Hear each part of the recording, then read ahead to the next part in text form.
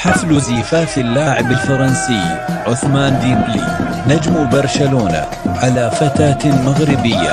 التفاصيل.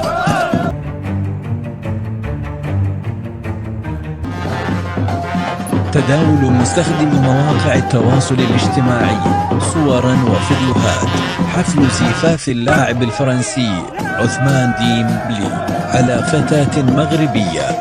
وظهر ديمبلي مهاجم نادي برشلونة وزوجته في الصور والفيديوهات بلباس مغربي تقليدي، كما أدوا الزفاف على الطريقة المغربية.